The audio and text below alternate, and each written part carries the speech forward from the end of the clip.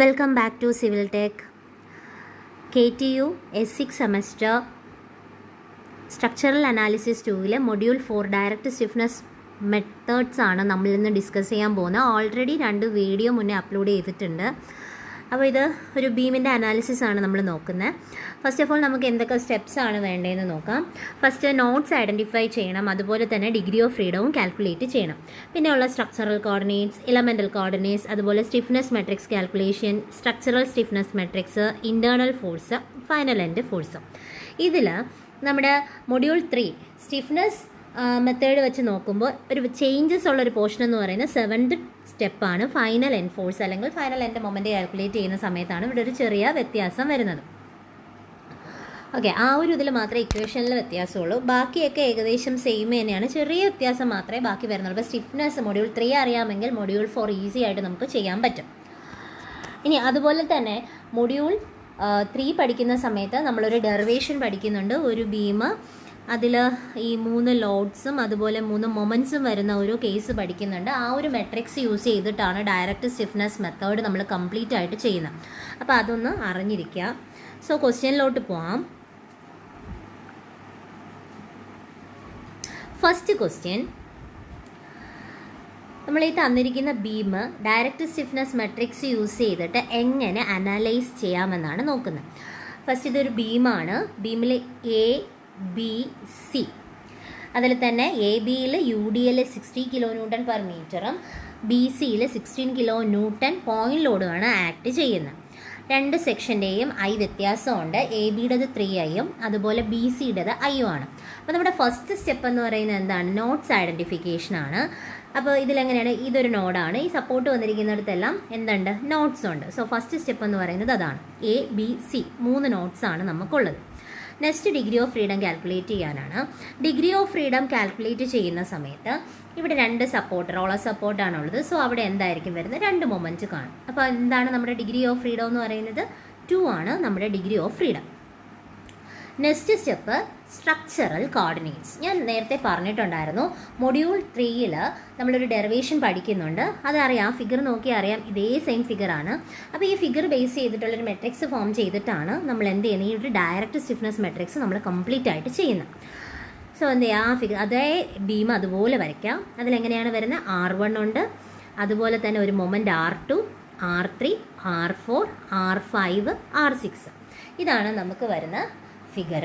അപ്പോൾ ഇതിൽ structural coordinates എന്ന് പറയുമ്പോൾ നമ്മുടെ ഇമേജ് പ്രകാരം അല്ലെങ്കിൽ നമുക്ക് തന്നിരിക്കുന്ന ക്വസ്റ്റ്യൻ പ്രകാരം എന്താണ്? 2 റോൾഡ് സപ്പോർട്ടാണ് വരുന്നത്. അതെവിടെയൊക്കെയാണ്?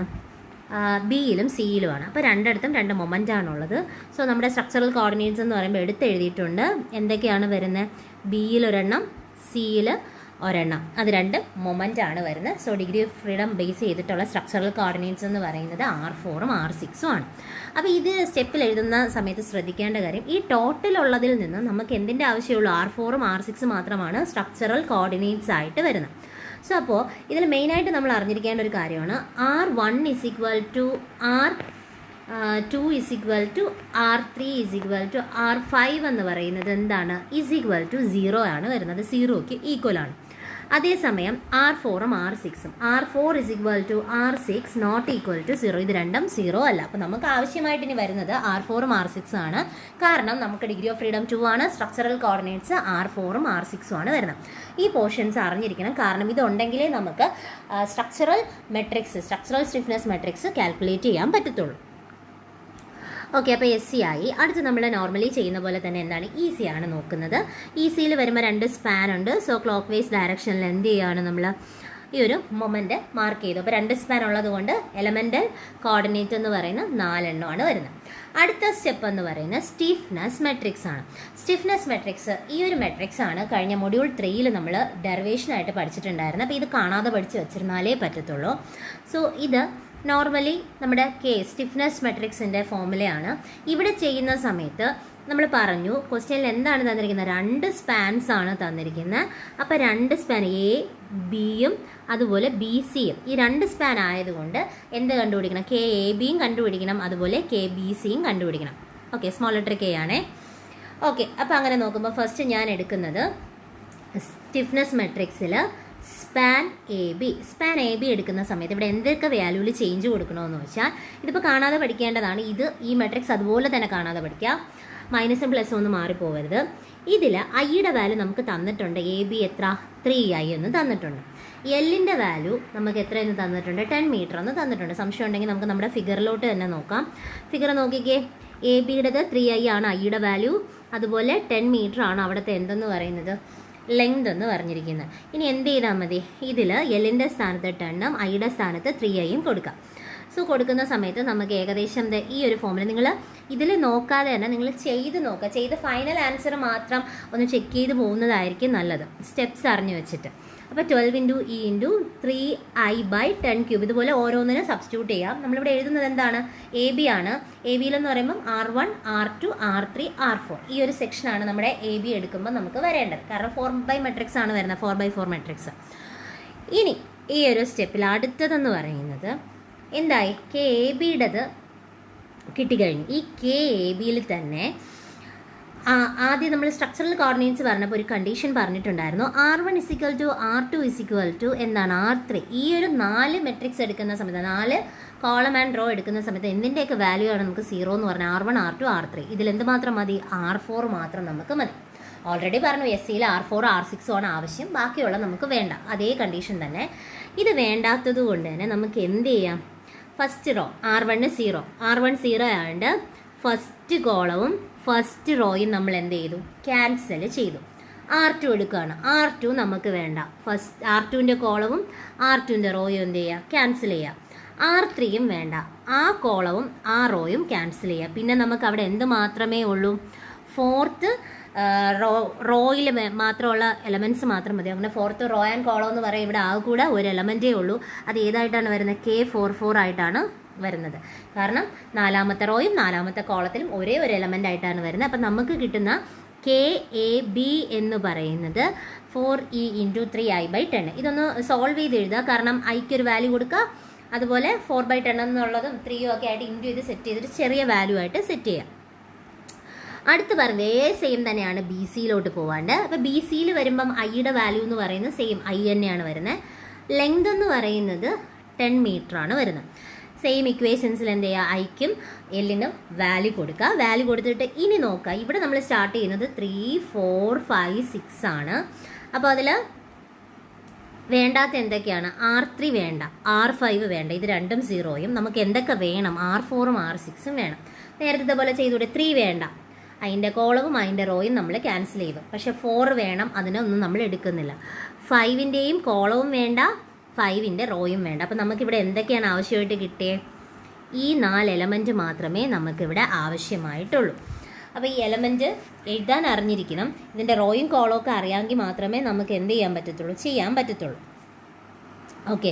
അപ്പോൾ ഇവിടെ വരുമ്പം ഇതും എന്ത് തന്നെയാണ്? K44 തന്നെയാണ് വരുന്നത്. ഇത് K46 വരും.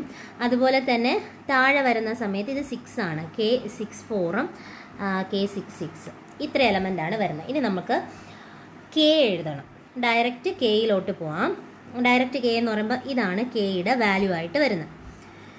Kയുടെ വാല്യൂ ഇതെന്ന് പറഞ്ഞാൽ നമ്മൾ സോൾവ് ചെയ്ത് എഴുതിയതാണ്. നിങ്ങൾ ചെയ്യുമ്പോൾ മാക്സിമം എല്ലാം ഒറ്റ സ്റ്റെപ്പിൽ തന്നെ സോൾവ് ചെയ്യാൻ ശ്രമിക്കുക. എന്ന് വെച്ചാൽ ഐക്കും എല്ലിനും ഒക്കെ വാല്യൂ കൊടുത്ത് ആ പോയിന്റ് വരുന്ന രീതിയിൽ ഫ്രാക്ഷൻ നമ്പർ മാറ്റുന്ന രീതിയിൽ എഴുതാം. ഇനി നോക്കിക്കേ, അതിലുള്ള വാല്യൂസ് ഞാൻ ചെയ്യുന്നതാണ്. ഫസ്റ്റ് K44 ചെയ്യുമ്പോൾ ഉള്ള ആൻസർ അല്ലെങ്കിൽ KABയിൽ എനിക്ക് ഫൈനലായിട്ട് കിട്ടുന്നത് 2 എലമെൻറ്റ്സ് ആണ്. ഒന്നെന്താണ്?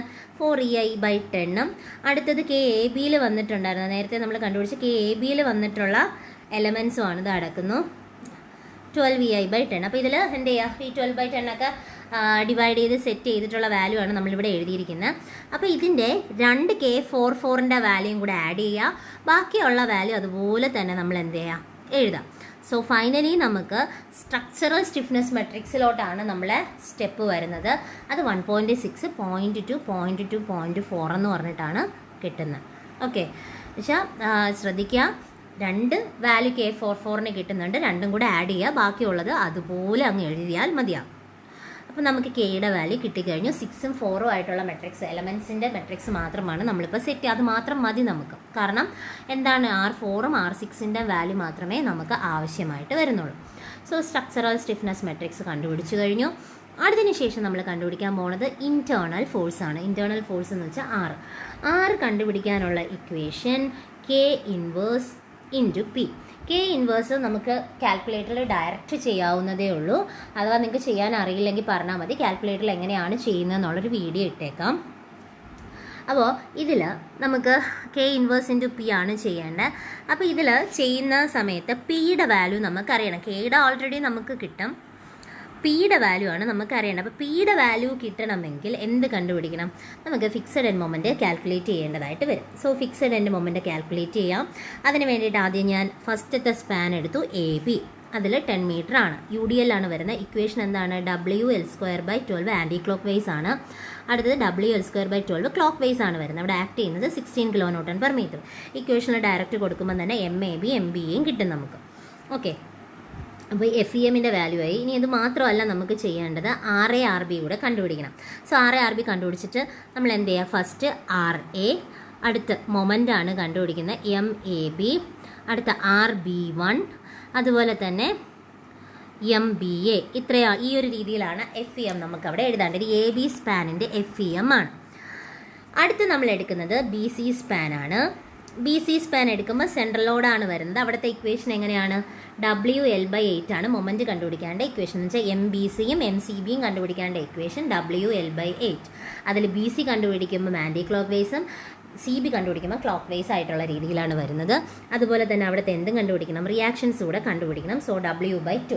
UDL വരുമ്പോൾ WL/2ഉം, അതുപോലെ തന്നെ UDL അല്ല പോയിന്റ് ലോഡ് ആണെങ്കിൽ W/2 ആണ് ഇക്വേഷൻസ് വരുന്നത്. സോ നേരത്തെ എഴുതിയ പോലെ തന്നെ നമ്മൾ എന്ത് ചെയ്യുന്നുണ്ട്? ഇതിൽ റിയാക്ഷൻസ് എഴുതുന്നുണ്ട്. സോ RB2, അതുപോലെ MBC, അടുത്തത് RC, MCB. ഇങ്ങനെയാണ് ഇവിടുത്തെ FEM വരുന്നത്. ഇനി എന്ത് ചെയ്യുക? ഇതെല്ലാം കൂടെ ഒറ്റ ഫിഗറിൽ കാണിക്കുക. ആ ഫിഗറിൽ നമ്മളിത് ഉള്ള ഫിഗറിനെ തന്നെ നമ്മൾ ഡയറക്റ്റ് കാണിച്ചേക്കുന്നുണ്ട് anticlockwise clockwise എന്നുള്ള ഫോമിൽ. അതുപോലെ തന്നെ ഇവിടുത്തെ വാല്യൂ എത്രയാണ് വരുന്നത്? 8 ആണ്. അപ്പോൾ ഇത്രയും നമ്മൾ കാണിച്ചു. ഇനി അടുത്ത step equivalent join load set ചെയ്യുക എന്നുള്ളതാണ്. അപ്പോൾ ഇതിൽ ഇക്വലൻ്റ് ജോയിൻ ലോഡാണ് ഇനി ചെയ്യാൻ പോകുന്നത്. എന്ന് വെച്ചാൽ ഇപ്പോൾ ക്ലോക്ക് വൈസ് ആയിട്ടുള്ളതല്ല, anticlockwise clockwise upward forces എല്ലാം ഡൗൺവേർഡ് ആയിട്ട് വരയ്ക്കാം. വരച്ചതിന് ശേഷം നമുക്ക് ആവശ്യം എന്ത് മാത്രമേ ഉള്ളൂ? ഇതിലുള്ള R4ഉം അതുപോലെ നടുക്കത്തെ പോയിന്റിലുള്ള R6, ഈ 2 പോയിന്റ് മാത്രമേ നമുക്ക് ആവശ്യമായിട്ട് വരുന്നുള്ളൂ. അപ്പോൾ അവിടുത്തെ പോയിന്റ്സ് മാത്രം എടുത്താൽ മതി. അതിൽ റിവേഴ്സായിട്ട് വന്നതുകൊണ്ട് തന്നെ നമ്മുടെ സെൻട്രലിലെ പോയിന്റ്സ് എന്ന് പറയുമ്പോൾ എന്താണ്? ക്ലോക്ക് വൈസ് ആയിരുന്നു, അത് ആൻറ്റി ക്ലോക്ക് വൈസായി -20 നമുക്ക് കിട്ടി. സെൻറ്ററിൽ 2 ലോഡ് വരുന്നുണ്ട്. 2 ലോഡ് വരുന്നത് കൊണ്ട് തന്നെ ഇതെന്താണ്? 133.33 എന്ന് പറയുന്നത് ആൻറ്റി ക്ലോക്ക് വൈസ് ആണ്. അപ്പോൾ മൈനസ് ആണ്, 20 പ്ലസ് ആണ്. എന്ത് ചെയ്യണം? മൈനസ് ചെയ്തിട്ട് വലുതിൻ്റെ സൈന് ഇട്ട് കൊടുക്കുക. അപ്പം നമുക്കിവിടെ വരുന്നത് -113.33 എന്നാണ് കിട്ടുന്നത്. സോ അതെന്താണ്? മൈനസ് സൈനാണ്. അപ്പോൾ പിയുടെ മെട്രിക്സ് ആയേ ഇത് R4ഉം ഇത് R6ഉം. ഒരിക്കൽ കൂടെ പറയാം, R4 എന്ന് പറയുന്ന അല്ലെങ്കിൽ B എന്ന് പറയുന്ന പോയിന്റിൽ 2 മൊമെൻ്റാണ് വരുന്നത്. അത് ഇക്വലൻ്റ് ജോയിൻ്റ് എടുക്കുമ്പം റിവേഴ്സ് സൈൻ ആയിരിക്കും വരുന്നത്. അപ്പോൾ ഇതിൽ നമുക്ക് വരുന്നത് -133.33യും പ്ലസ് ക്ലോക്ക് വൈസ് ആണ് +20യും വരും. അപ്പോൾ നോർമലി പ്ലസ് മൈനസും വരുന്ന സമയത്ത് നമ്മൾ മൈനസ് ആണ് ചെയ്യുന്നത്. എന്നിട്ട് വലുതിൻ്റെ സൈൻ ഇട്ട് കൊടുക്കും. അങ്ങനെയാണ് -113.33 നമുക്ക് കിട്ടിയത്. സോ അപ്പോൾ പിയുടെ R4ൻ്റെത് -113.33യും അതുപോലെ R6 -20 നമുക്ക് കിട്ടി. ഇനി എന്ത് ചെയ്യാം? R = K inverse P. ഇതിൽ P കിട്ടിയില്ലേ? P കിട്ടാൻ വേണ്ടിയാണ് നമ്മൾ ഇത്രയും സ്റ്റെപ്സ് ചെയ്തത്. K ഇൻവേഴ്സ് എടുക്കാം. K ഇൻവേഴ്സ് കാൽക്കുലേറ്ററിൽ സെറ്റ് ചെയ്താൽ മതി. ആ ഒരു മെട്രിക്സ് ഫോം ചെയ്തിട്ട് ഇൻവേഴ്സ് എടുത്താൽ മതിയാവും, ഡയറക്റ്റ് ആൻസർ കിട്ടും. അപ്പോൾ 1/EI × 0.67 -0.33 -0.33 2.67 ആണ് നമുക്ക് കിട്ടുന്ന K ഇൻവേഴ്സിൻ്റെ value. So R = K inverse × P ആണ് വരുന്നത്. അപ്പോൾ നമുക്ക് എന്ത് കിട്ടും? 1/EI എന്ന് പറയുന്നത് ഒരു ഫോമിൽ നമ്മുടെ Kയുടെ ഇൻവേഴ്സിൻ്റെയും Pയുടെ വാല്യൂ കൊടുക്കുമ്പോൾ ഫൈനലി കിട്ടുന്ന ആൻസർ Rൻ്റെത് 1/EI × -69.33 -16 R4ഉം അതുപോലെ തന്നെ R6ൻ്റെ വാല്യൂ നമുക്കിവിടെ കിട്ടിക്കഴിഞ്ഞു. അടുത്ത ലാസ്റ്റ് സ്റ്റെപ്പാണ് ഫൈനൽ എൻഡ് ഫോഴ്സ് അല്ലെങ്കിൽ ഫൈനൽ എൻഡ് മൊമെൻറ്റ്. രണ്ടും നമ്മളിവിടെ കണ്ടുപിടിക്കുന്നുണ്ട്. അപ്പോൾ അതിൽ RA കണ്ടുപിടിക്കുക, RA MAB RB1 RBA. ഇത്രയുമാണ് നമ്മുടെ ഫൈനൽ എൻഡ് മൊമെൻറ്റ് എന്നുള്ള രീതിയിൽ അല്ലെങ്കിൽ ഫോഴ്സ് എന്നുള്ള രീതിയിൽ നമ്മൾ കണ്ടുപിടിക്കാൻ പോകുന്നത്. അതിന് വേണ്ടിയിട്ട് നമ്മൾ എന്ത് ചെയ്യണം? KAB × അതുപോലെ R എടുക്കണം പ്ലസ് അവിടുത്തെ FEM എടുക്കണം. ഇതാണ് നമ്മളവിടെ ചെയ്യാൻ പോകുന്നത്. സോ അത് കാരണം നമ്മൾ ആദ്യം തന്നെ സ്റ്റെപ്പിൽ പറഞ്ഞിട്ടുണ്ടായിരുന്നു, നമ്മൾ ഫസ്റ്റ് സ്റ്റെപ്പ് പറഞ്ഞപ്പോഴേ നമ്മളതിൽ ഫൈനൽ ഇക്വേഷൻ പറഞ്ഞിട്ടുണ്ടായിരുന്നു. ഈ സെയിം സാധനം തന്നെയാണ് നമ്മളിവിടെ ചെയ്യാൻ പോകുന്നത്. എന്ത് ചെയ്തു? എ ബി സെക്ഷനാണ് ആദ്യം കാണുന്നത്. കെയുടെ എ ബി വെച്ചിട്ടുള്ള വാല്യൂ എടുക്കുക. സോ വാല്യൂ എടുത്തു. അതുപോലെ ഇ ഐയുടേത് മറക്കരുത്, ഇ ഐ കട്ട് ചെയ്ത് പോകുന്നതാണ്, അല്ലാതെ ഇ ഐയുടെ വാല്യൂ ഉണ്ട്. കാരണം ഇവിടെ ഒരു ഇ ഐയും ആർ എടുക്കുന്ന സമയത്ത് ഒരു 1/EI ഉണ്ട്. അപ്പോൾ ഈ 2 EI കട്ട് ചെയ്ത് പോകും. സോ അതിനുശേഷം എന്ത് ചെയ്താൽ മതി? മെട്രിക്സ് ചെയ്യാൻ അറിയില്ലെങ്കിൽ പറയാം, അതിൻ്റെ ഒരു വീഡിയോ ഇട്ടേക്കാം. സോ ഈസി ആയിട്ട് നമുക്ക് എന്ത് ചെയ്യാൻ പറ്റും? ഇൻറ്റു ചെയ്ത് സെറ്റ് ചെയ്ത് നമുക്ക് ഫൈനൽ ആൻസർ വരുന്നതെന്ന് പറയുമ്പോൾ 92.45, 174.9, 67.53, 50.134 എന്നാണ് കിട്ടുന്നത്. ഓക്കെ, മെട്രിക്സ് മാത്രം അറിഞ്ഞിരുന്നാൽ ഇത് ഈസി ആയിട്ട് ചെയ്യാം. ഇതുപോലെ തന്നെ ബി സി സ്പാൻ എടുക്കാം. ബി സി സ്പാനിലും RB1, RB2, MBC, RC, CB ആണ് കണ്ടുപിടിക്കേണ്ടത്. ഇതെടുക്കുമ്പോൾ KBC, ഇവിടെയും ഇവിടെയും EI ഉണ്ട്. അതുപോലെ R എടുക്കുമ്പോൾ 1/EI ഉണ്ട്. അപ്പോൾ EI കട്ട് ചെയ്ത് പോവുകയാണ് ചെയ്യുന്നത്. ദെൻ ഇതെല്ലാം സോൾവ് ചെയ്ത് വരുന്ന സമയത്ത് നമുക്ക് ഫൈനലായിട്ട് കിട്ടുന്ന ആൻസർ 13.119 മൈനസ് 50.932, 2.88, 0.266 ആണ് വരുന്നത്. അതുപോലെ ഇത് എഴുതുന്ന സമയത്ത് നമുക്ക് എന്തൊക്കെ വാല്യൂ മാത്രം മതി? R4ഉം R6ഉം ആണ്. ബാക്കി 0 എന്നുള്ള രീതിക്ക് തന്നെ എഴുതി പോവാം. ഇത്രയും ആവുന്ന സമയത്ത് എന്ത് കഴിയും? നമ്മുടെ പ്രോബ്ലം സോൾവ് ചെയ്ത് കഴിയും.